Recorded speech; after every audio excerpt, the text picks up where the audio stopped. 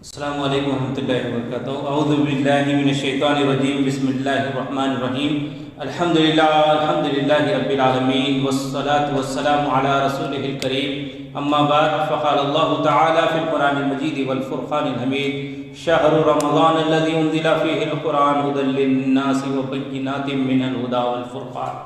صدق اللہ العظیم۔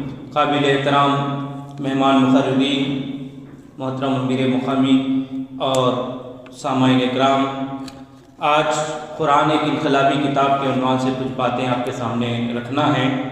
اللہ تبارک و تعالیٰ نے قرآن میں فرمایا، رمضان وہ مہینہ ہے جس میں ہم نے قرآن نازل کیا جو انسانوں کے لیے ہدایت ہے، سراسر حق پر مشتمل ہے، بینات کی تعلیم دیتی ہے، یہ فرقان بھی ہے، حق اور باطل میں کسوٹی ہے، حق اور باطل کے درمیان فرق کرنے والی چیز۔ قرآن در حقیقت انقلابی کتاب ہے۔ آدم صاحب کی وہ جو ہے نعت کا وہ مصرع کہ بولتا قرآن، نبی اکرم صلی اللہ علیہ وسلم اور بی بی عائشہ رضی اللہ عنہ نے جب کہا تھا کہ کانا خلقہ القرآن، کہ نبی اکرم صلی اللہ علیہ وسلم چلتا پھرتا قرآن ہے، قرآن کے اخلاق جو تھے وہ نبی اکرم صلی اللہ علیہ وسلم کے۔ قرآن ایک عظیم کتاب ہے، ہر نبی کو ایک معجزہ دیا گیا ہے، نبی اکرم صلی اللہ علیہ وسلم کو جو عظیم معجزہ دیا گیا وہ قرآن مجید ہے۔ رہتی دنیا تک کے لیے یہ معجزاتی کتاب ہے، ایک زندہ معجزہ۔ عزیزان گرامی، رمضان المبارک میں قرآن نازل ہوا اور قرآن کے نازل ہونے کے شکریہ ادا کرنے کے طور پر اللہ تعالیٰ نے اہل ایمان پر ایک مہینے کے روزے فرض قرار دیے۔ یا ایھا الذین آمنوا کتب علیکم الصیام کما کتب علی الذین من قبلکم لعلکم تتقون، اے لوگو جو ایمان لائے ہو، تم پر روزے فرض قرار دیے گئے جس طرح پچھلے انبیاء علیہ السلام کے پیرووں پر فرض کیے گئے تھے، تاکہ تمہارے اندر تقویٰ کی روش پیدا ہو، تقویٰ کی صفت پیدا ہو۔ قرآن کے نزول کے بعد 30 دن یا 29 دن کے روزے، ایک مہینے کے روزے اور روزوں کا محاصل تقویٰ، اور یہ تقویٰ وہ صلاحیت پیدا کرتا ہے جس کے نتیجے میں عظیم انقلابی کتاب قرآن سے ہدایت حاصل کی جا سکتی ہے۔ چنانچہ قرآن کہتا ہے ھدی للمتقین، ہدایت ہے تقویٰ اختیار کرنے والوں کے لیے۔ یہ تقویٰ جب حاصل ہوتا ہے تو قرآن سے ہدایت ملتی ہے، جب قرآن سے ہدایت ملتی ہے تو بندوں کے درمیان بھی اعزاز و اکرام ملتا ہے اور اللہ کے نزدیک بھی قرب حاصل ہوتا ہے، اللہ تعالیٰ کے نزدیک بھی وہ محبوب بن جاتا ہے۔ چنانچہ قرآن کہتا ہے ان اکرمکم عند اللہ اتقاکم، تم میں معزز و مکرم وہ ہے اللہ کے نزدیک، اللہ کی نگاہوں میں تم میں سب سے زیادہ معزز وہ ہے جو ڈرنے والا ہے۔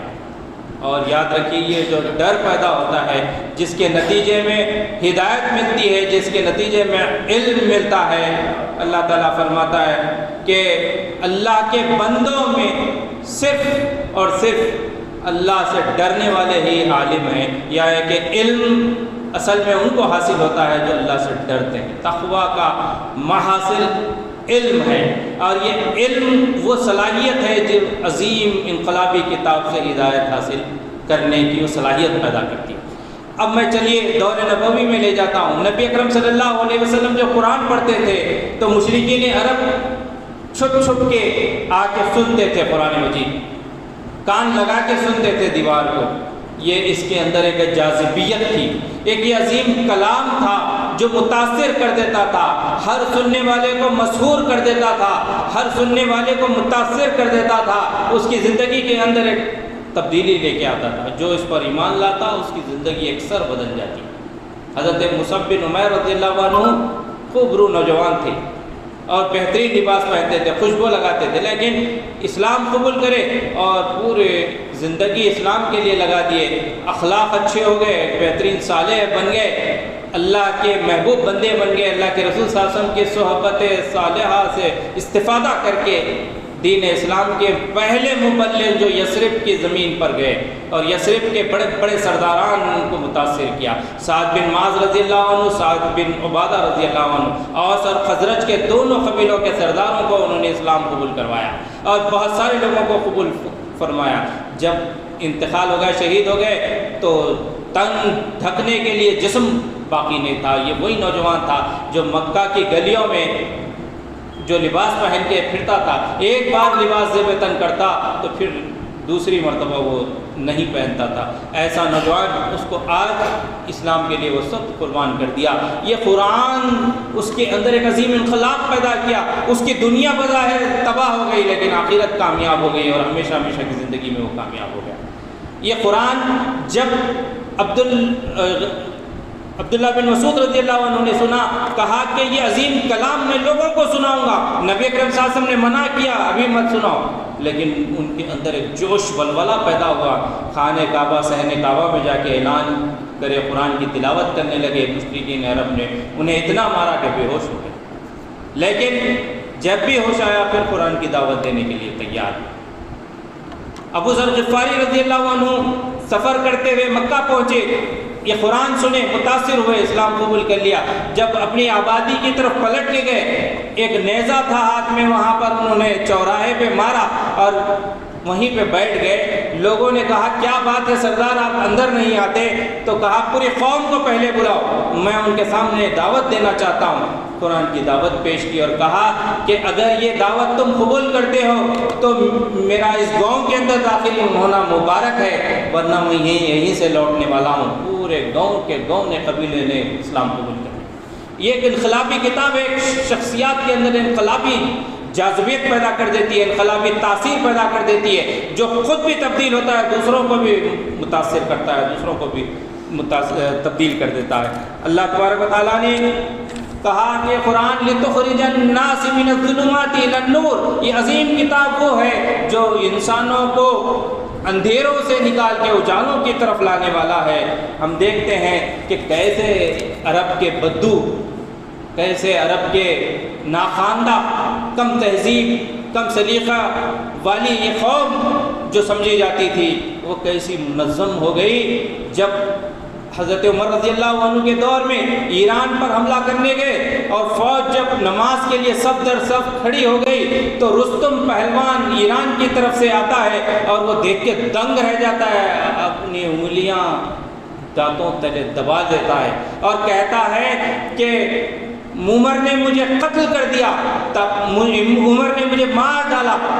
عرب کے کتوں کو اس نے تہذیب سکھا دی کہ ایک صف میں کھڑے ہو کے وہ نماز پڑھ رہے ہیں یا عبادت کر رہے ہیں۔ یہ قرآن تھا جو پوری قوم کو صحیح سیٹ رائٹ کر دیا۔ وہ قوم جو اپنی بچیوں کو بدنامی کے ڈر سے زندہ درگور کرتے تھے، وہ اوروں کی بچیوں کو لے کے پالنے والے بنے۔ یہ قرآن کے اندر زبردست تبدیلی پیدا کر دیا۔ جو مسافروں کی جان و مال کے اوپر حملہ کرتے تھے وہ مسافروں کے جان و مال کے محافظ بن گئے۔ یہ قوم ایک 360 ڈگری چینج ان کے اندر یہ قرآن نے لایا۔ یہ عظیم قرآن تھا۔ یہ قرآن جب بھی پڑھا گیا، جب بھی دیکھا گیا، اس کی بہترین مثالیں دکھی۔ عبداللہ بن عمر بن عبدالعزیز رحمۃ اللہ علیہ کے دور میں، خلیفہ خامس کہتے ہیں ان کے دور میں ایسی خوشحالی تھی کہ ہر کوئی زکوٰۃ لے کے نکلتا تھا تو کوئی زکوٰۃ جو ہے نا حاصل کرنے والا نہیں تھا۔ یہ قرآن کے مطابق جب نظام قائم ہوتا ہے تو قوم میں اور معاشرے میں بحالی ہو جاتی ہے، خوشحالی ہو جاتی ہے، امن و امان قائم ہو جاتا ہے۔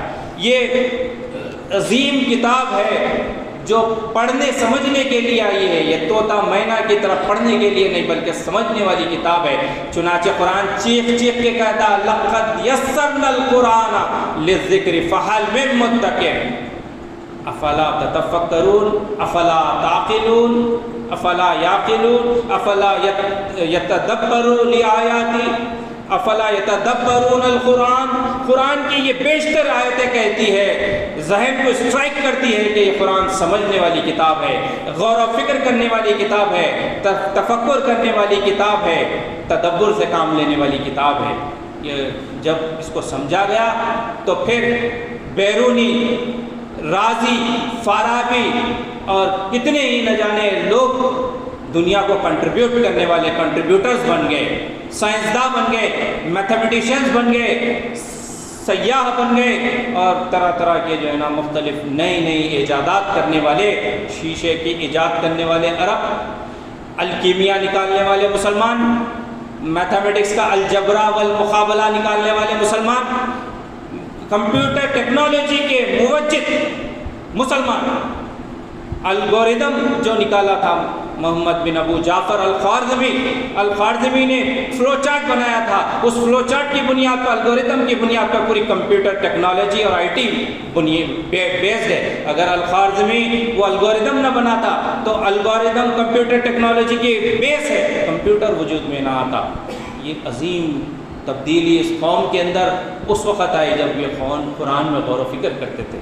आप जानते इमाम राज़ी ज़बरदस्त तबीब थे, ज़बरदस्त सर्जन थे, कुरान के मुफस्सिर भी थे एट ए टाइम। कुरान हदीस में गौर व फिक्र किया, उन्होंने अनमोल मोती निकाले, इस किताब के अंदर से अनमोल मोती निकाले। अल्लामा इक़बाल कहते हैं कुरान में हो गोतज़न है मर्द मुसलमान, अल्लाह करे तुझे अता जिद्दत किरदार। एक नए किरदार, एक नए ग़ालिब में इस कौम को उठना है। जिस कौम के सफ़र का आगाज़ इक़रा से हुआ था, आज वो तालीम से महरूम है। तालीमी पसमानदगी की जीती जागती मिसाल है इस मुल्क के अंदर। आज ये कौम कुरान से वाबस्ता हो जाएगी तो इसकी दुनिया भी सुधरेगी और आखिरत भी सुधरेगी। ये अजीम इनकलाबी किताब इंसानों के अंदर ऐसी तब्दीली रहनुमा फरमाई। फ़ुज़ैल बिन अयाज़ अपने वक्त का मशहूर डाकू, डाका डालने के लिए दीवार से फलांग रहा है। तहज्जुद की वक़्त पर, तहज्जुद में नमाज में सूरह हदीद की आयत पढ़ी जा रही है, अलम यानि लिल्लज़ीना आमनु अन तख़शा क़ुलूबुहुम लिज़िक्रिल्लाह। क्या अहले ईमान पर वक्त नहीं आया कि अल्लाह के ज़िक्र से उनके दिल लरज़ जाएं, काँप जाएं। फ़ुज़ैल ने दीवार पे से कहा आन आन आन, आ गया, कूदे, पानी मिला, वज़ू कर लिए और उसके बाद जाके नमाज फ़ज्र अदा की। वहाँ से वो जो है बड़े फ़क़ीह बन गए। अबू हनीफ़ा के सबसे बड़े शागिर्दाने रशीद में फ़ुज़ैल बिन अयाज़ का नाम आता है। कुरान एक इनक़लाबी किताब है, वही आयात है, लेकिन आज भी वही आयात है, लेकिन हमारे अंदर तब्दीली इसलिए नहीं आती कि वो जो अपीलिंग कलाम है, अपीलिंग मैसेज है, वो हम अपनी ज़बान में नहीं समझ रहे हैं। हम खाली उसको तिलावत कर रहे हैं खुशुलहानी से, उसके अंदर क्या कहा जा रहा है नहीं समझने की कोशिश कर रहे हैं। कुरान की तिलावत कर रहे हैं कि चोर के हाथ काटो, चोर के हाथ काटो खुशुलहानी से। सुनने वाला भी माशाअल्लाह सुभान अल्लाह कह रहा है, पढ़ने वाले को भी नहीं मालूम कि चोर के हाथ काटने का हुक्म दिया जा रहा है, सुनने वाले को भी नहीं मालूम है। कहाँ से तब्दीली आएगी? हम अपनी ज़बान के अंदर इसको समझे, कुरान के पैगाम को समझे और इस पर ईमान लाए, ईमान बिल गैब लाए और फिर इस किताब से हिदायत हासिल करने की तड़प पैदा करें, जद्दोजहद करें, कोशिश करें, इसमें गौर व फिक्र करें, तो इंशाअल्लाह हमारी ज़िंदगियों के अंदर तब्दीली आ सकती है। ये इनकलाबी किताब है। हमारे ही ज़माने में कुछ लोगों ने कुरान को पढ़ा, कुरान के मैसेज को समझा, उनकी ज़िंदगियों में तब्दीली आ गई। मॉरिस बकाले फ्रांस के कुरान मजीद पढ़ते हैं और इस्लाम कबूल करते हैं। मुराद हॉफमैन जर्मनी के इस्लाम कुरान पढ़ते हैं, उनके ज़िंदगी में तब्दीली आती है। बहुत आला तालीम याफ्ता लोग थे, कम पढ़े लिखे लोग नहीं थे। और कैट स्टीवंस जो लंदन के पब्स का वो नूर नज़र था और वो महफिलों के शमे महफिल था, यूसुफ़ुल इस्लाम बन जाता है कुरान पढ़ के। ये इस तरीक़े से तब्दीली आती है। एक जर्नलिस्ट जिसका असाइनमेंट ये था कि मुसलमान और इस्लाम के ख़िलाफ़ और तालिबान के ख़िलाफ़ आर्टिकल लिखे, और वो आर्टिकल लिखने की फ़िराक़ में तालिबान के अड्डे तक पहुँच जाती है और मैसूर हो जाती है। और उसके बाद तालिबान ने जो बेहतरीन रवैया उनके साथ इख्तियार किया, इज़्ज़त इकराम का मामला किया, वो वापस छुटती है, मुतासिर होती है और इस्लाम कबूल कर लेती है। दुनिया उसको यॉन रेडली के नाम से जानती है। आज वो सबसे बड़ी मुबल्लिगा है लंदन की। ये अजीम किताब जिसको हब्लुल मतीन कहा गया है, इसका एक सिरा अल्लाह के हाथ में, एक सिरा बंदों के हाथ में है। खुदा से वाबस्ता होना है। वातसिमु बिल्लाह, अल्लाह ताला कुरान में कहता है अल्लाह से वाबस्ता होना है तो एक ही शक्ल है, हब्लुल मतीन को मजबूती से थाम लो, कुरान को मजबूती से थाम लो, कुरान से वाबस्ता हो जाओ, कुरान से चिमट जाओ। या बुनैया खुज़िल किताब बिक़ुव्वा, एक नबी ने अपने बेटे को आवाज़ लगाई थी। आज ये आवाज़ हमारे कानों में गूंजनी चाहिए। उम्मत के बेटो, आज नबी की आवाज़ आ रही है, पढ़ो और मुझ पे नाजिल होने वाली किताब को मजबूती से थाम लो। तुम्हारी दुनिया भी कामयाब हो जाएगी, आखिरत भी कामयाब होगी। वाखिर दावाना अल्हम्दुलिल्लाहि रब्बिल आलमीन।